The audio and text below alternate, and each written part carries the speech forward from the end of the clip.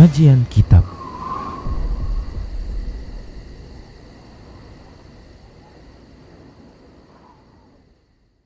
Bismillah, assalamualaikum warahmatullahi wabarakatuh. Innal hamdalillah nahmaduhu wa nasta'inuhu wa nastaghfiruh wa na'udzu billahi min shururi anfusina wa min sayyiati a'malina. Man yahdihillah fala mudilla lahu wa man yudlilhu fala hadiyalah. Wa ashhadu an la ilaha illallah wahdahu la syarika lah. Wa ashhadu anna Muhammadan abduhu wa rasuluhu sallallahu alaihi wasallam. Qala Allah tabaraka wa ta'ala, ya ayyuhalladzina amanu taqullaha haqqa tuqatih wa la tamutunna illa wa antum muslimun. Ya ayyuhan nasu taqu rabbakum alladzi khalaqakum min nafsin wahidah wa khalaqa minha zawjaha wa bassa minhuma rijalan katsiran wa nisaa'a wattaqullaha alladzi tasaaluna bihi wal arham innallaha kana 'alaikum raqiba. Ya ayyuhalladzina amanu taqullaha wa qulu qawlan sadida yuslih lakum a'malakum wa yaghfir lakum dhunubakum wa may yuti'illaha wa rasulahu faqad faza fawzan 'azima. Amma ba'd, fa inna asdaqal hadisi kitabullah wa khairal huda huda Rasulillah sallallahu alaihi wasallam wa syarral umuri muhdatsatuha wa kullu muhdatsatin bid'ah wa kullu bid'atin dhalalah wa kullu dhalalatin finnar.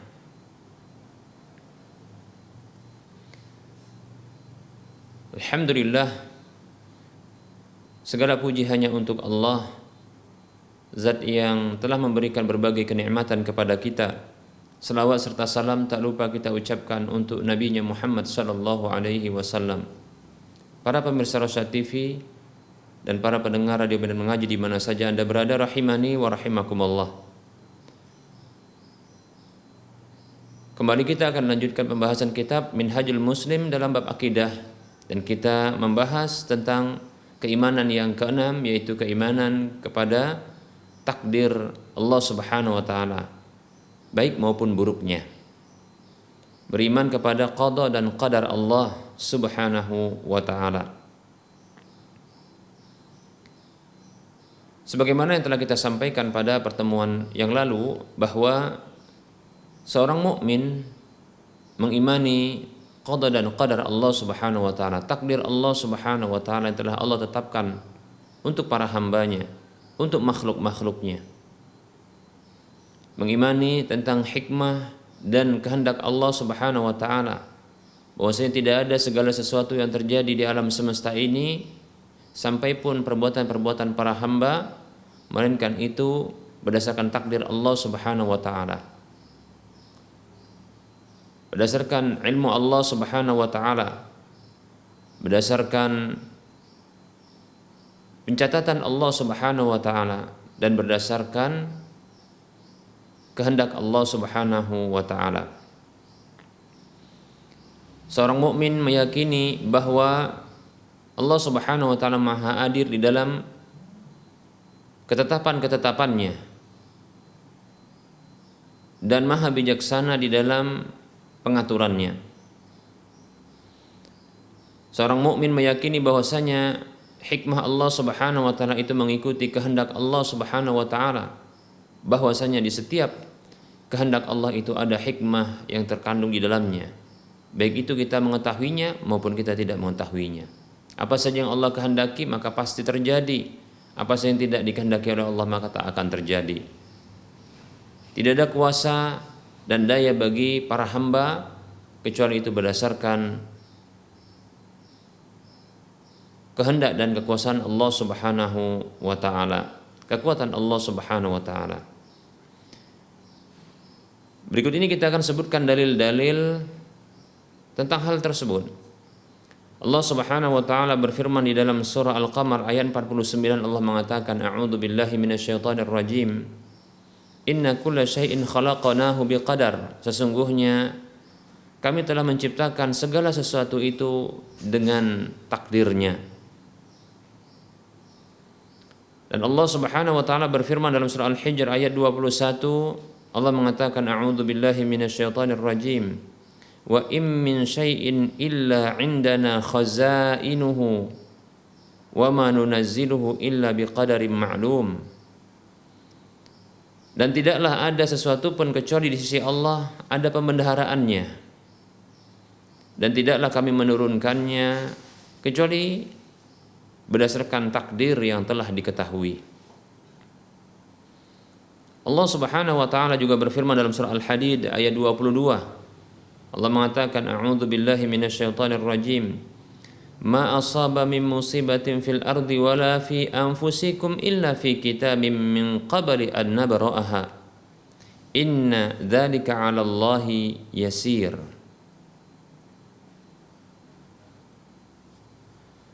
Allah Subhanahu wa taala berfirman, tidaklah ada musibah, tidaklah ada sesuatu pun dari musibah yang menimpa di permukaan bumi, tidak juga pada diri kalian, melainkan itu tercatat dalam satu kitab sebelum kami menciptakannya. Sesungguhnya hal itu mudah bagi Allah Subhanahu wa taala. Ini dalil yang menunjukkan bahwasanya Allah Subhanahu wa taala mencatat sebelum dijadikan oleh Allah Subhanahu wa taala.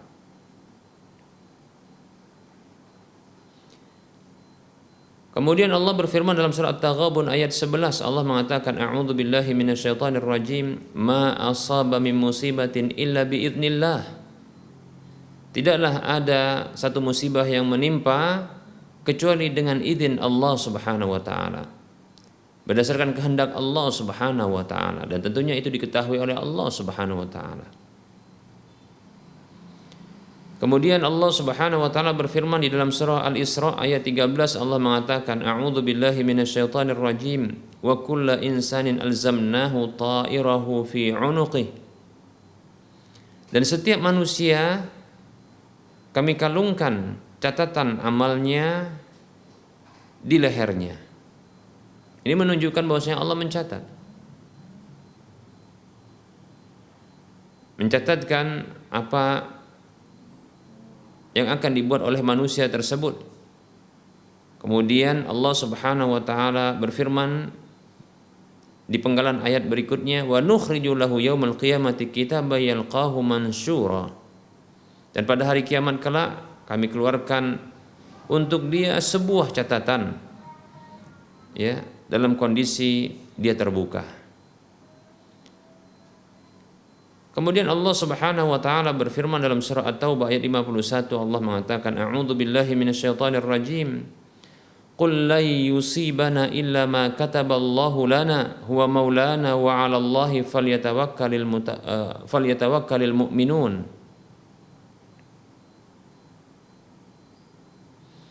Allah Subhanahu wa taala berfirman, katakan Muhammad sallallahu alaihi wasallam, sekali-kali tidak akan menimpa kami kecuali apa yang telah Allah tetapkan untuk kami.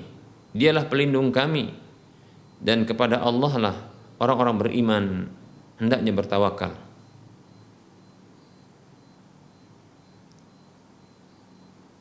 Ini menunjukkan bahwasanya Allah Subhanahu wa taala mencatat setiap kejadian yang terjadi bagi para hambanya, bagi para makhluknya.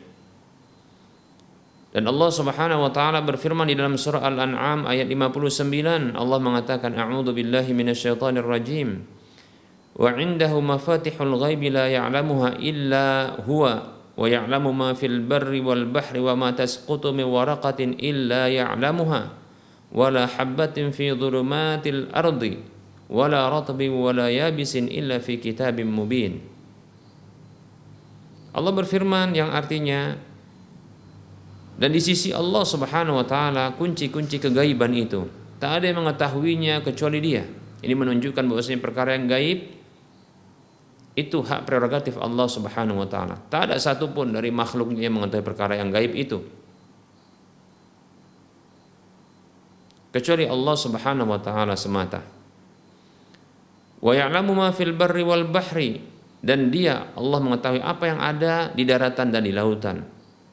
Wa ma tasqutu min waraqatin illa ya'lamuha, dan tidaklah ada yang gugur atau jatuh berupa dedaunan kecuali dia mengetahuinya. Ini menunjukkan bahwasanya Allah mengetahui segala sesuatu sebelum terjadinya. Allah ketahui. Bahkan luar biasa para hamba Allah rahimani wa rahimakumullah, dedaunan yang begitu banyak yang ada di permukaan bumi ini.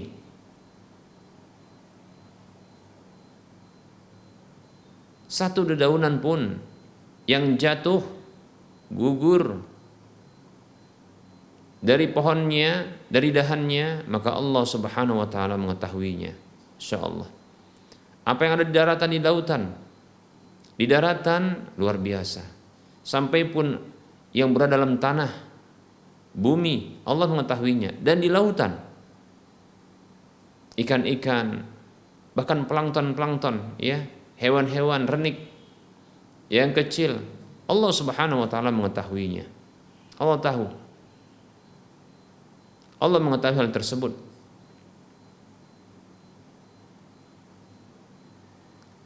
Wala habbatin fi dhulumatil ardi, demikian pula ya,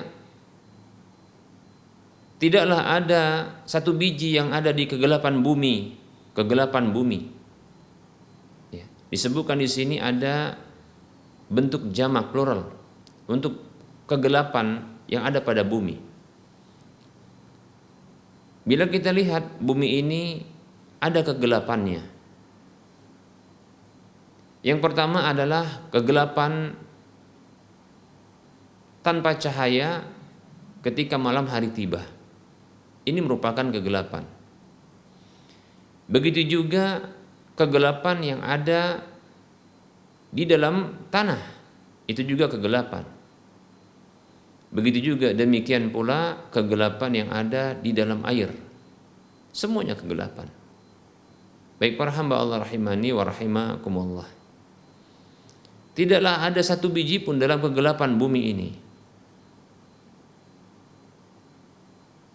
Wala ratbi wala yabisin, tidak juga yang basah maupun yang kering, illa fi kitabim mubin, kecuali itu semuanya berada dalam catatan yang jelas, bahkan dijelaskan. Baik para hamba Allah rahimani wa rahimakumullah. Ini tahuan Allah Subhanahu wa taala. Allah Subhanahu wa taala Maha tahu, mengilmui dan mengetahui apa saja dari makhluknya sebelum Allah adakan. Bahkan saat ini Allah mengetahui makhluknya, dan seterusnya Allah mengetahui apa yang akan terjadi di alam semesta ini. Allah mengetahui apa saja yang telah terjadi berdasarkan rinciannya. Demikian pula Allah Subhanahu wa taala mengetahui apa saja yang sedang terjadi beserta dengan rinciannya. Demikian pula Allah mengetahui apa yang akan terjadi dan bagaimana terjadinya dengan rinciannya. Bahkan Allah Subhanahu wa taala ya, sebelum terjadinya Allah mengetahui segala sesuatu. Demikian. Kemudian Allah Subhanahu wa taala catat. Allah catat di dalam satu kitab catatan yang disebut dengan Al-Lauhul Mahfuz dengan catatan yang sempurna. Demikian para hamba Allah rahimani wa rahimakumullah. Kemudian Allah kehendaki, sebagaimana Allah Subhanahu wa taala berfirman dalam surat Takwir ayat 29, Allah mengatakan, A'udzu billahi minasyaitonir rajim. Wa ma tasyauna illa ayyasha Allahu rabbul alamin. Dan tidaklah kalian berkehendak kecuali Allah Rabbul Alamin itu berkehendak. Jadi kehendak hamba itu mengikuti kehendak Allah Subhanahu wa taala. Tak ada satupun kehendak hamba itu yang keluar dari kehendak Allah Subhanahu wa taala. Maksudnya apa saja yang dikehendaki oleh hamba-hamba tersebut, maka itu tidak keluar dari kehendak Allah Subhanahu wa taala. Bahwasanya memang itu Allah izinkan untuk terjadinya, baik maupun buruknya. Demikian.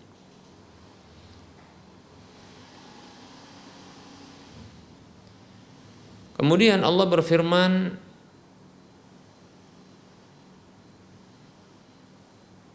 dalam surah Al-Anbiya ayat 101, Allah mengatakan, A'udzu billahi minasyaitonir rajim. Innal ladzina sabaqat lahum minnal husna ulaika anha mub'adun. Sesungguhnya orang-orang yang telah berlalu untuk mereka dari kami kebaikan-kebaikan itu, mereka itulah orang yang dijauhkan darinya.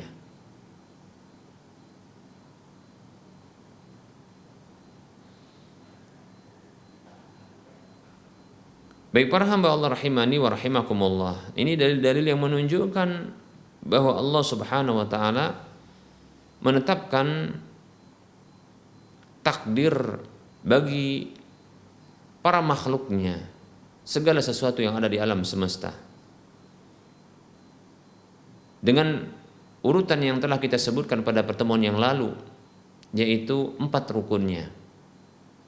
Bahwasanya sebelum terjadi segala sesuatu Allah mengetahuinya dengan rinciannya, dan Allah Subhanahu wa taala mencatatnya dengan rinciannya dan sempurna. Demikian pula Allah Subhanahu wa taala menghendakinya keseluruhannya. Lalu berikutnya baru Allah Subhanahu wa taala menjadikannya, menciptakannya. Baik para hamba Allah rahimani wa rahimakumullah, kita akan sebutkan hadis-hadis dari Nabi SAW sebagai dalil pendukung. Rasulullah SAW bersabda dalam satu hadis yang diriwayatkan oleh Imam Bukhari dan Muslim dari sahabat Abdullah bin Mas'ud radhiyallahu anhu, yang menunjukkan Allah Subhanahu wa taala mencatat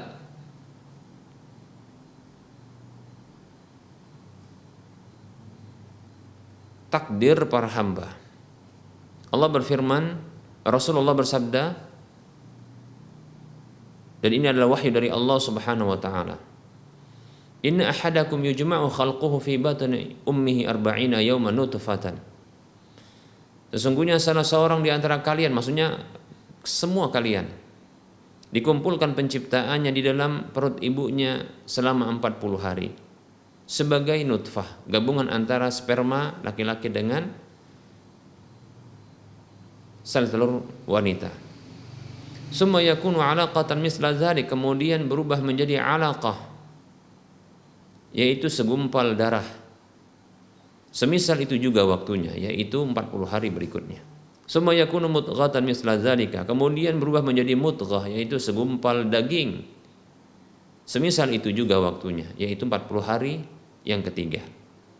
Summa yursalu ilaihil malaku, kemudian diutus malaikat kepadanya. Fayunfakhu fihi ruh, lalu ditiupkan padanya ruh. Wa yu'maru bi arba'i kalimat, dan diperintahkan dengan 4 catatan, 4 ungkapan, 4 ketetapan. Bikatbi rizqihi, dengan mencatat rizkinya, wa ajalihi, ajalnya, wa amalihi, perbuatannya, wa syaqiyun aw sa'id, dia celaka atau bahagia. Fa walladzi la ilaha illa ghairuh, demi Allah zat yang tidak ada sesembahan yang berhak disembah kecuali Dia. Inna ahadakum la ya'malu bi'amali ahlil jannah, sesungguhnya salah seorang di antara kalian benar-benar beramal dengan amalan penduduk surga. Hatta ma yakunu bainahu wa bainaha illa dhira', sampai pun tak ada jarak antara dirinya dengannya, dirinya yaitu hamba tersebut dengan surga, illa dhira', kecuali sehasta saja. Fayasbiqu 'alaihil kitab, lalu catatan takdir itu telah mendahuluinya. Fayamalu bi'amali ahli nar, lalu dia beramal dengan amalan penduduk neraka. Fayadkhuluha, lalu ia masuk ke dalam neraka. Sebagian ulama mengatakan bahwasanya maksud dari dia beramal dengan amalan penghuni surga sampai-sampai tak ada jarak antara dirinya dengan surga itu kecuali sejengkal saja, yaitu amalan-amalan yang tampak pada pandangan manusia. Dan ini ditampakkannya disebabkan dia riya. Demikian, seperti itu. Fima dhahara fi ayunin nas, pada amal apa saja yang tampak dalam pandangan manusia. Demikian. Karena demikian ada riwayat yang menjelaskan demikian, ya. Dalam satu riwayat yang sahih. Jadi sesungguhnya orang tersebut beramal dengan amalan penduduk surga namun riya, sehingga tak akan membuahkan amal kebajikan di waktu berikutnya. Lalu Allah bongkar kedustaannya dengan ditutup hidupnya dengan amal penduduk neraka, lalu dia masuk ke dalam neraka. Na'udzubillahi min dzalik. Wa inna ahadakum la ya'malu bi'amali ahli nar, sesungguhnya salah seorang di antara kalian benar-benar beramal dengan amalan penduduk neraka, hatta ma yakunu bainahu wa bainaha illa dira', sampai-sampai tak ada jarak antara dirinya dengan neraka tersebut kecuali sehasta.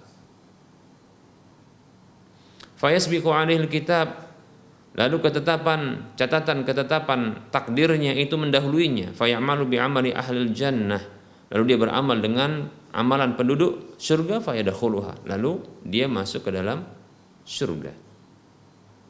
Allah beri hidayah kepada orang yang beramal dengan amalan penduduk neraka ini, untuk dia bisa menutup hidupnya dengan amalan penduduk surga.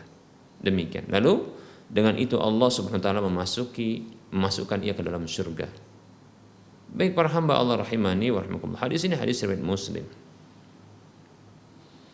Ini menunjukkan bahwasanya ada catatan amal yang Allah berlakukan, ya, bagi hamba tersebut. Berikutnya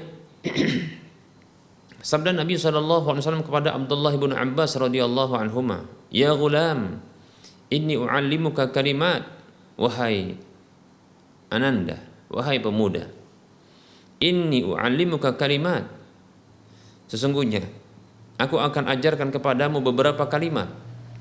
Ihfadillah yahfadka, jagalah Allah, maksudnya menjaga batasan-batasan Allah, menjaga perintah-perintah dan larangan-larangan Allah. Perintah dikerjakan, larangan ditinggalkan. Yahfadka, niscaya dia yaitu Allah akan menjagamu. Ihfadillah tajidhu tujahaka, jagalah Allah dengan menjaga batasan-batasannya, perintah-perintahnya dilaksanakan, larangan-larangan ditinggalkan, larangan-larangannya ditinggalkan. Tajidhu tujahaka, niscaya engkau dapati dia yaitu Allah ada di hadapanmu. Idza sa'alta fas'alillah, apabila engkau meminta maka mintalah kepada Allah. Wa idza sta'anta fasta'in billah, bila engkau minta tolong maka minta tolonglah kepada Allah. Wa'lam anna al-ummata law ijtama'at ala an yanfa'uka bi syai'in lam yanfa'uka illa bi syai'in qad katabahu Allahu laka. Dan ketahuilah bahwasanya umat ini, umat manusia, jin, andaikan mereka berkumpul untuk memberikan manfaat kepadamu dengan sesuatu, niscaya mereka tak akan bisa memberikan manfaat kepadamu kecuali dengan sesuatu yang telah Allah tetapkan untukmu. Lihat ini, bahwasanya ini menunjukkan tidak ada satu takdir pun kecuali berdasarkan ketetapan Allah Subhanahu wa taala. Catatan Allah Subhanahu wa taala, ya, takdir Allah Subhanahu wa taala, dan itu semuanya dicatat.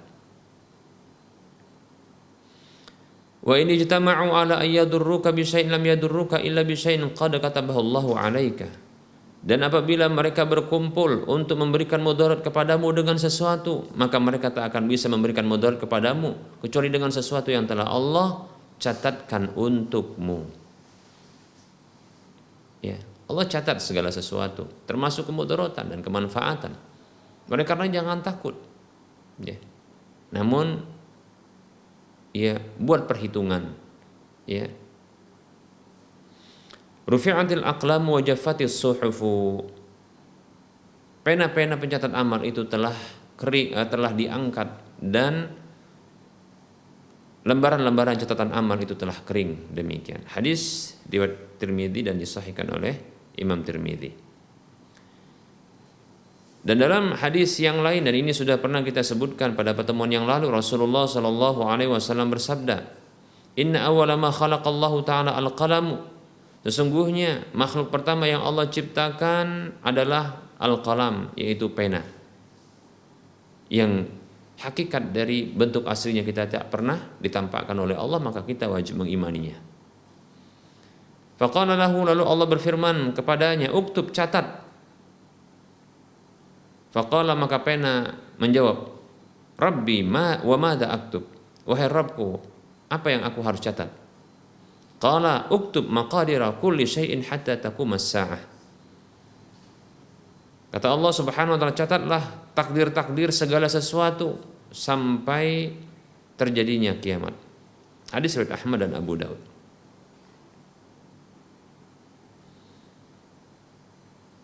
Kemudian dalam hadis yang lain Rasulullah Shallallahu Alaihi Wasallam bersabda, ihtajja Adamu wa Musa. Terjadi perdebatan antara Adam dan Musa. Qala Musa mengatakan, ya Adamu, wahai Adam, anta abuna, Anda adalah ayah kami. Khayyabtana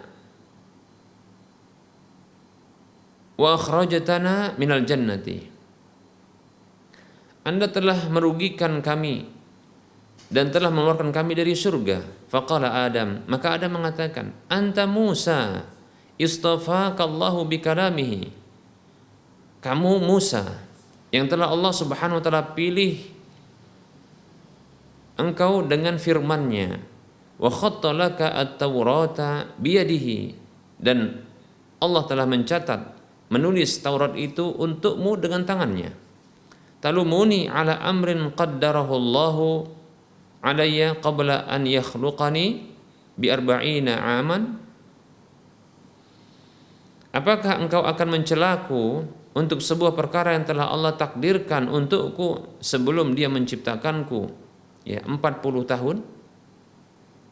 Fahajja Adamu Musa. Adam, ya, mengalahkan, ya, perdebatan tersebut, ya, dengan Musa. Hadis riwayat Muslim. Kapankah perdebatan mereka ini terjadi? Wallahu ta'ala alam. Wajib kita imani, ya. Rasulullah hanya mengkabarkan dan ini sahih dari beliau, maka wajib bagi kita untuk mengimani. Tak usah difikirkan bagaimana Adam dengan Musa bisa ketemu, di mana mereka ketemu. Ya, imani saja demikian. Ya.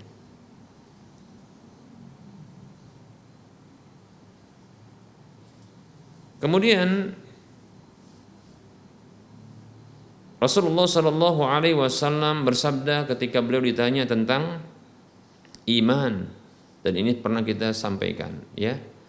Rasulullah SAW ketika ditanya tentang iman, maka beliau mengatakan, antu'mina billahi wa malaikatihi wa kutubihi wa rusulihi wal yaumil akhir wa tu'mina bil qadari khairihi wa syarrihi. Ya. Engkau beriman kepada Allah, kepada malaikat, kepada kitab-kitabnya, kepada rasul-rasulnya, kepada hari akhir, hari kiamat, dan kepada takdir, dan engkau beriman kepada takdir baik maupun buruknya. Hadis riwayat Muslim. Begitu juga Nabi Muhammad SAW bersabda dalam sebuah hadis yang diriwayatkan oleh Imam Muslim. Beliau mengatakan, i'malu fa kullun muyassarun lima khuliqa lahu. Beramalah. Jadi bukan bersandar kepada takdir, tapi beramal, lakukan amal. Fa kullun muyassarun lima khuliqa lahu. Maka masing-masing setiap makhluk ini dimudahkan untuk tujuan apa dia diciptakan. Untuk tujuan dia diciptakan. Maka dia akan dimudahkan untuk melakukan amal dari tujuan dia diciptakan demikian. Ya. Hadis riwayat Muslim. Kemudian sabda Nabi SAW yang lainnya, Rasulullah mengatakan SAW, Inna nadhra la yaruddu qada'an. Kata Nabi SAW, sesungguhnya nadar itu tidak bisa menolak takdir. Hadis ini hadis yang dikeluarkan oleh Imam Muslim. Nah, ini sebagai bantahan kepada sebahagian kaum muslimin yang mereka ini menduga bahwasanya takdir itu bisa dirubah dengan nadar. Oleh karenanya mereka bernadar. Seperti mereka mengatakan, ya, aku akan berpuasa begitu 3 hari berturut-turut bila Allah Subhanahu wa taala, ya, atau bila aku mendapatkan demikian dan demikian. Seperti itu, ya. Seolah-olah, ya, nadar itu bisa merubah takdir, bisa menolak takdir. Maka ketahuilah Rasulullah mengatakan, inna nadra la yaruddu qada'an. Sesungguhnya nadar itu tidaklah bisa menolak takdir. Demikian. Lalu apa yang bisa menolak takdir? Dalam sebuah hadis yang diriwayatkan oleh Imam Ibnu Majah dan Imam Ahmad, Rasulullah bersabda sallallahu alaihi wasallam, la yaruddu qada'an illa du'a'u wa la yazidu fil umri illa al-birru. Tidak ada yang bisa menolak takdir kecuali doa, dan tidak ada yang bisa menambahkan pada usia kecuali kebajikan. Hadisnya hasan. Namun perlu kita sampaikan bahwasanya untuk takdir yang dimaksudkan dalam hadis ini bukanlah takdir yang tercatat di Lauhul Mahfuz secara sempurna. Namun takdir yang dimaksudkan yang bisa berubah dengan doa adalah takdir yang dicatat oleh malaikat yang ada di catatan-catatan amal atau di catatan-catatan takdir, ya, di catatan takdir ketika malaikat diutus ke rahim ibu manusia tersebut atau makhluk tersebut. Demikian.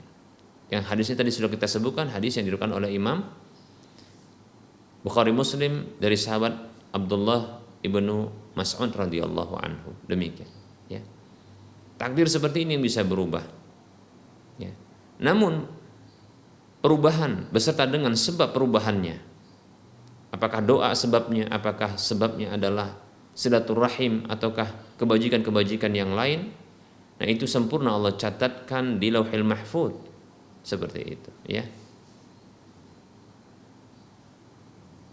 Karena Lauhul Mahfuz adalah catatan induk, ya, dari semua catatan takdir apa saja yang ada di alam semesta ini. Demikian para hamba Allah rahimani wa rahimakumullah. Kemudian Rasulullah SAW bersabda kepada Abdullah bin Qais radhiyallahu anhu, ya Abdullah bin Qais, wahai Abdullah bin Qais radhiyallahu anhu, ala u'allimuka kalimatan hiya min kunuzil jannah, maukah aku ajarkan kepadamu satu kalimat yang dia merupakan termasuk pembendaharaan atau simpanan surga? Maka disebutkan oleh Rasulullah, la haula wala quwata illa billah. La haula wala quwata illa billah. Tidak ada daya dan kekuatan kecuali berdasarkan, ya, daya dan kekuatan Allah Subhanahu wa taala. Hadis riwayat Bukhari Muslim. Nah, ini menunjukkan bahwasanya daya dan upaya kekuatan hamba itu berdasarkan kekuatan Allah Subhanahu wa taala, berdasarkan izin Allah, ketetapan Allah Subhanahu wa taala. Demikian.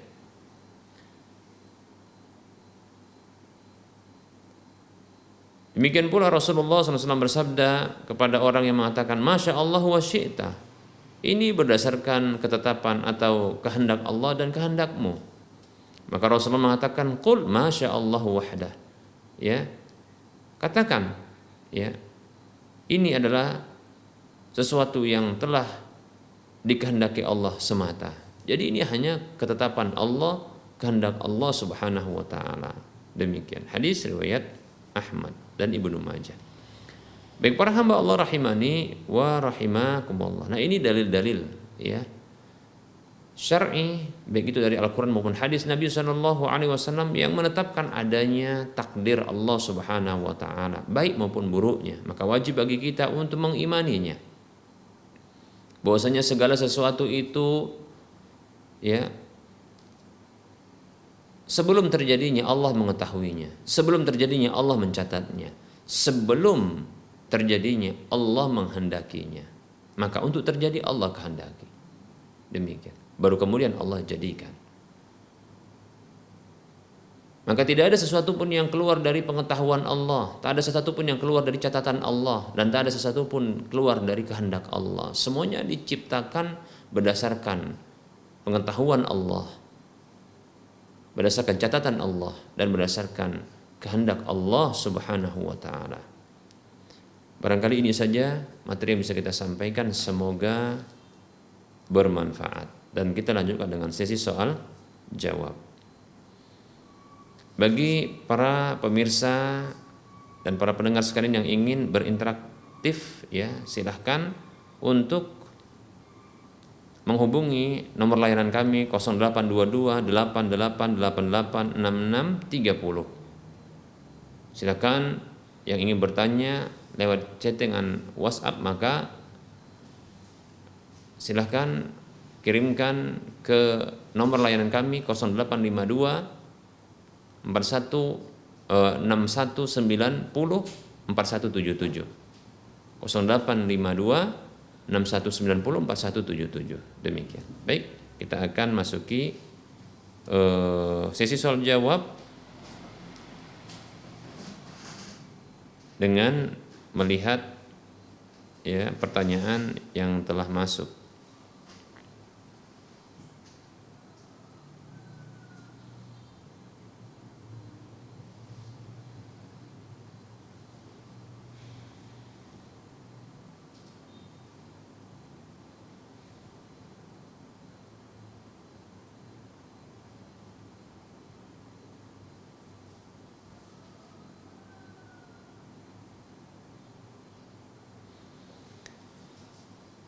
Baik, ini ada pertanyaan. Assalamualaikum Ustadz, kalau sholat witir 1 rakaat setelah baca Al-Fatihah, apakah terus membaca 3 surah Qul secara bergilir? Dan bagaimana duduk tasyahudnya? Apakah iftirash ataukah tawarruk? Ya. Baik, ya, sholat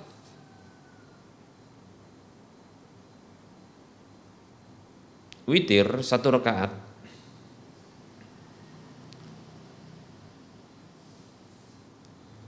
maka setelah membaca Al-Fatihah maka hanya membaca surah Al-Ikhlas saja, ya, membaca surah Al-Ikhlas saja sebagaimana yang terdapat dalam hadis yang sahih. Kemudian duduk ketika tasyahud akhirnya, dan tentunya ini cuma memiliki 1 tasyahud. Maka para ulama berbeda pendapat. Para ulama berbeda pendapat untuk sholat yang hanya memiliki 1 tasyahud, baik itu 1 rakaat, 2 rakaat atau 3 rakaat. Maka para ulama berbeda pendapat. Ada yang mereka berpendapat duduknya adalah iftirash, yaitu dengan menegakkan kaki kanan dan menduduki kaki kiri, seperti itu, ya. Sebagaimana dalam hadis Aisyah radhiyallahu anha. Nah, begitu juga pendapat yang kedua, pendapat yang lain mengatakan duduknya adalah duduk tawarruk, ya, duduk tawarruk, yaitu dengan cara menegakkan kaki kanan lalu memasukkan ya kaki kiri ke bawah kaki, di bawah betis kaki kanan, lalu bokong duduk di lantai, ya, tempat sholat tersebut. Nah, ini pendapatnya Imam Asy-Syafi'i dan ulama-ulama yang sependapat dengan beliau. Adapun pendapat yang pertama, pendapatnya Imam Ahmad bin Hanbal dan ulama-ulama lain yang sependapat dengan beliau. Demikian. Dan dalam hal ini perbedaan pendapat ini perbedaan pendapat yang bisa ditoleransi, maka berlapang dada. Namun silahkan beramal ya sesuai dengan apa yang tampak bagi kita yang dekat dengan kebenaran. Maka silahkan. Mana yang menurut kita lebih kuat, maka silahkan.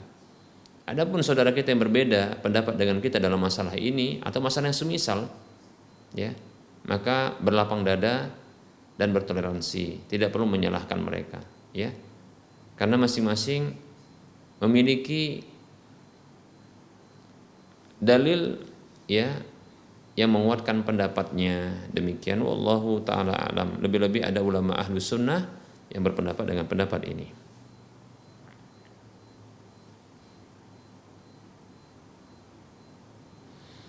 Kemudian ini ada pertanyaan. Assalamualaikum Ustadz. Ustadz, apabila seorang anak terkena ain dan diketahui siapa pelakunya, tetapi dia tidak mau berwudu atau mandi untuk si anak yang kena ain tersebut, apakah dengan ruqyah syar'i bisa menyembuhkannya? Anak saya selalu dipuji tetangga sewaktu saya sering membawanya bermain di luar. Dan tadi malam anak saya yang masih 2 tahunan mendapat pandangan sinis dengan wajah muram oleh neneknya sendiri. Mohon nasihatnya Ustaz.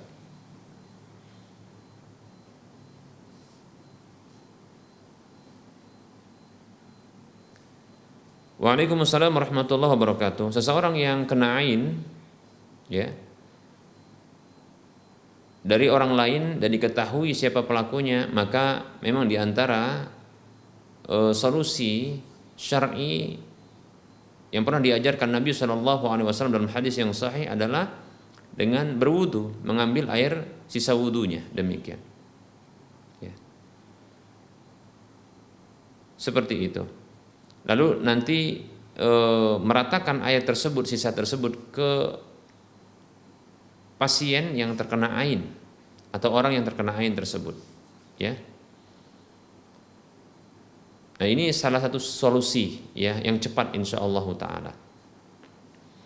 Namun apabila orang tersebut tidak mau ya, maka sebenarnya bisa jadi disebabkan karena tidak ada hal yang mendorongnya untuk berwudu, atau dia hanya memahami wudu itu hanya untuk sholat saja, mungkin demikian. Sehingga jika hendak bersabar maka hendaknya menunggunya berwudu ketika hendak sholat, walaupun hanya sisa sedikit saja, demikian dari cipratan airnya. Nah, itu bisa insyaallah taala ya, demikian. Lalu diratakan ke seluruh tubuhnya. Kalaupun seandainya enggan ya, maka insyaallah taala dengan ruqyah syar'i ya, ini bisa dilakukan. Seperti contohnya membacakan ayat Al-Quran kepadanya ya. Nah tentunya ini sebagai bentuk terapi pengobatan, sebagaimana Al-Quran juga bisa sebagai terapi antisipasi ya, preventif, tindakan preventif untuk perlindungan sebelum terjadinya, demikian ya. Silakan membaca Al-Fatihah, ayat kursi, atau surah-surah yang lain dari ya Al-Quran yang insyaallah ta'ala ini memberikan pengaruh kesembuhan. Dalam surah Al-Isra ayat 82 Allah mengatakan a'udzu billahi minasyaitonir rajim wa nunazzilu minal qur'ani ma huwa syifaa'un wa rahmatul lil mu'minin. Dan senantiasa kami turunkan dari Al-Quran tersebut sesuatu yang dia menjadi penyembuh ya, menjadi kesembuhan dengan izin Allah tentunya, dan sebagai rahmat bagi orang beriman, demikian ya. Bisa juga dengan hadis-hadis Nabi, maksudnya adalah doa-doa yang berasal dari hadis Nabi Shallallahu Alaihi Wasallam ya. Insyaallah taala semoga Allah Subhanahu wa taala ya menyembuhkan anak saudara ya sang penanya ini, amin ya rabbal alamin. Dan semoga Allah Subhanahu wa taala memberikan ya perlindungan kepada kita dari segala bentuk keburukan, amin ya rabbal alamin.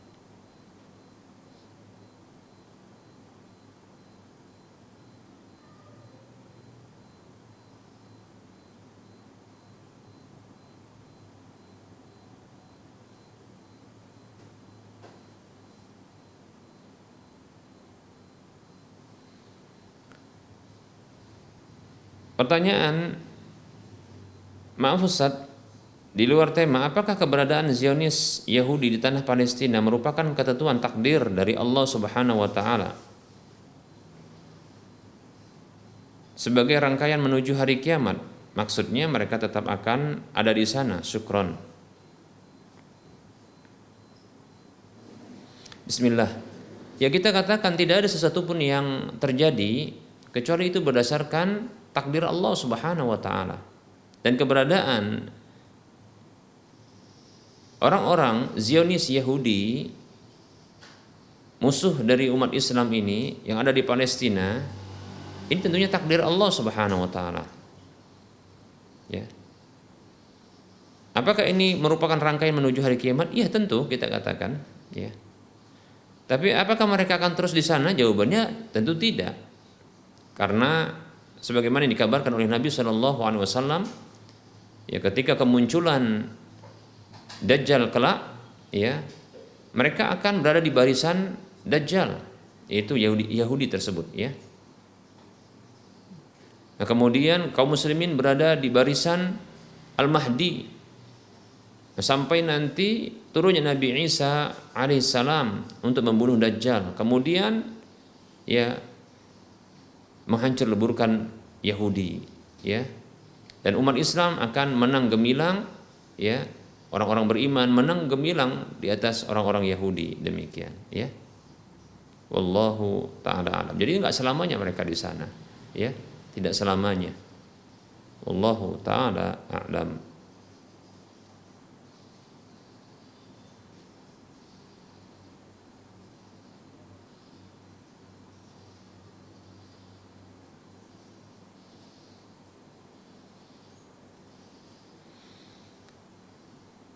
Baik para hamba Allah rahimani wa rahmakumullah, barangkali ini materi yang bisa kita sampaikan